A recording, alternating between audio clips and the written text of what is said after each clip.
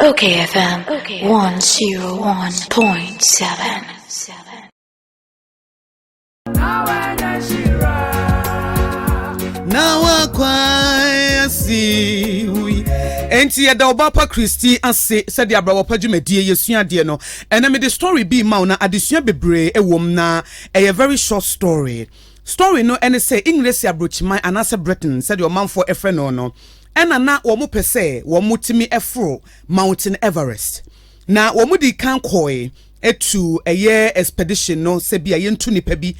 team members no mo nkofro Mountain Everest no na enye nkunimdie kese ma wo mo na omudi kan koi no ankoye ebi kura ko wi de etoso mienu nipa wi de etoso miensa nipa wi ama echire opanyi bia no wodi wo manim no oni nipa mienu kura wo ko wi ewo Mountain Everest bepo no so a wo entimienu the summit anasa the apogee of the mountain anasa wo entimiendru mountain esro pa no wo mo entimi enru ho na ebro mo panyi ni wu ye na ye na yie no ena owura bia ye fa ne Sir Edmund Hillary anu ono nso ka ho no obegina ho no say Mountain Everest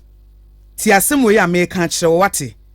efri se eyade bia mu do a wo betimi anya adusua bebre e de free mu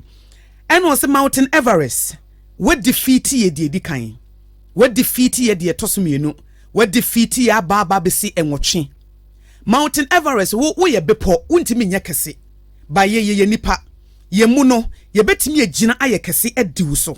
enti ekwan bia so dako wo Mountain Everest ye befuru akwa dru na ye diwu so ena Edmund Hillary eka sansem no ne bra na nipa wuo ena Mountain Everest anase Mount Everest omo pese wo mo frunti ampa efia da bi eye May 29 1953 ena Sir Edmund Hillary woni orua baako a wo ka no ho ebra John Hunt edi wo manim no wo mutimi efro Mountain Everest no ekodru the summit of the mountain sabre na Queen Elizabeth otoso mienu ne coronation afi na yesi ne hene or yesi ne hema prekope ena wote say omatimi afro Mount Everest I know say English abrochiman no wo madi aman ni nyina so ama omatimi edi nkonim I know eye nigisem kese ede ema wo mo enti eno ena migina so ede atu fufi se expedition no wo mo koya kosi ne nwotwe so anya yie nanso de etoso nkunu ne de edi nkonimdie bi ebae na de wo kan ne se eyawre hosem se ye nkrofo ede wo mo bae nyina Mount Everest wukun wo mo nanso me ma waso ate se enya de a wo betimi edi ye so ye bedi wo so because we can grow bigger if say ye nipa ye betimi am ye capacity no ayekese orofo ma memusa wo se ede na aba wakwan mu a e defeat you a wama ho kwan ema na edi wo so ede na ekoso wo wabrabo mu nti a eye wo se eno ano no ayesa Mount Everest bipo bi na wo wabrabo mu a wokobi a na wasan bo na wahefom wokobi a na wabofom na wahefom na da bia woni so town enen ka betimi aka kire bipo ne se bipo wontimi nimi so efise Yesu Kristo kura aka se me wo gidie te sase napia ba metimi aka se bipo entu enkotopum na betimi etu akọ entimi nim bipo bi a esi wani so sa abre ya ene wodi asie eye the opinions of people ana obi wo ha se nipa bi kan ho asema na intimidate you enu nti che se nipa comment omo opinions no defeat you memma nipa no asem defeat you da emma the opinions of people and dominate you emma the opinions of people and kawonhye adenti na nipa da sane onyankopon abo wo se ne suba ne seso obi a wote baabi a wonye nyankopon nye ono ne bo wo wono na dwenkyere de we osi hu nade ne perspective about life and woman ne show so sa sani pan wonye the standard of life wonye the standard of beauty wonye repository of wisdom sani pan nye ono nko na nyansa nyina wo ne tirimu sani pan wama na no asama ka wa hye no dofo ebra so se wutimi edi sa bepo no so di bepo no so bepo na ye the opinions and the comment of people no di so emma nipa mfa wo ma no enka wo nhye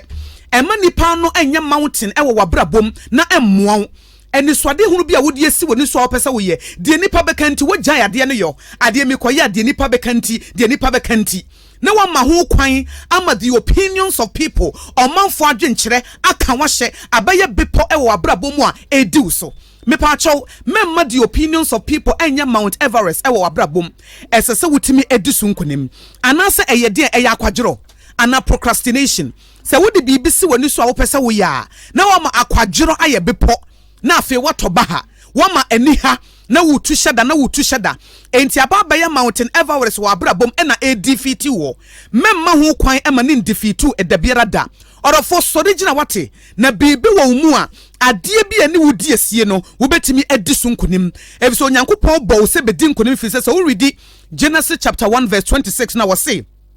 then God said, let us make man in our image, according to our likeness. Let them have dominion over the fish of the sea, over the birds of the air, and over the cattle, over all the earth, and over every creeping thing that creeps on the earth. And to Onyankopɔn bo se be dominate. Adie biara ni ho ani kwansa ehyew so ene ani kwansa wo manipa bia so ehyew so se wo habit bi so ba bi wo so a enya ye wadwen se suba no ubedi sunkunim akwadwero no ubedi sunkunim enema a wotu hyeda procrastination no ubedi sunkunim se de be ya woni sode hunu no ebetimi abamu ebia na wo ntutu sikasem yie enti mismanagement ka wo hye the mismanagement ababa ye bepo ama wo hyebre nyina ye basa sika ba wo nsem wa wo ntutu ne yie ayesa bepo ka kire wo ho se every sabre ko sabepo ne medi so se sika ba me nsem wa metoto ne yie na edi nkunimdie abreme ebi a wotuwe wo se ensanom ense ni padua no ese wo kidney ese wo lungs aye bepo esi woni so maame be me na eti wo betena ho ama ensa aseo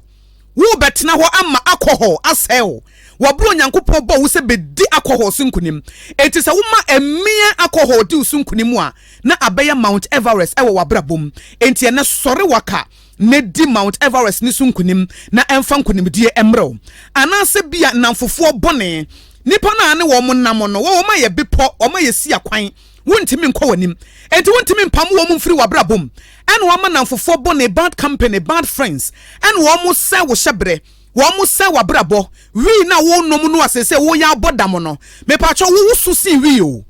de wo mu no esusin wi esusin kwape ase esusin adwamanmo esusin the opinions of people what da enti sore wate wonyame wo bo se come and dominate bibia wo bo ye bia brabe de sunkunim enti ye ne habit be na wo ho adan na wama konkonsa edi usu saa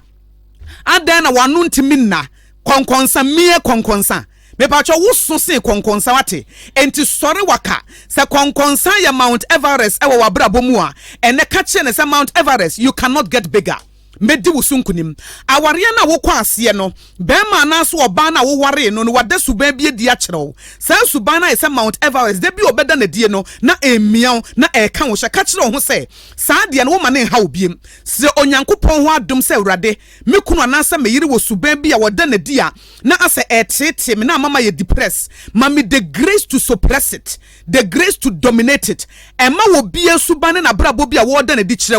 wo bi behavior bi attitude no enye Mount Everest ewo wabrabom se ohia na edokoro wo sori ne Kenya ho ese ye wadwene se meye bibi dia fa me hyebre ho se mebusuam na aye ohia me de ebesesa me de Nyankopɔn bo message afet wasasi so ebebam na timi de nisuade hunu papa abre mabrabo enti na me ka che wo say you can get bigger than anything that you are going through. Get bigger than your problems. You are bigger than anything that you are going through, you are encountering. And to sorry waka, never will shebre esha winsem. And sorry na ukoye na u failure no eman so any news so you are bigger than that failure. We betimi a sorry waka. Next time no send near Ora Hilary and ne dom. Wo mutimi di Mount Everest sunkunimo no. Sa exams na di etia netie. Nenso sa wo build wo capacity, wo build wo skills na. Wo betimi edi sunkunim na aboa ama bibia akoyie. Etina na medema say I will come again and I will conquer you because as a mountain you can't grow but as a human I can grow when ya sama medema wobetimi aye kese asen wo haw anase bipo bia ewo wabrabom. Okay FM 101.7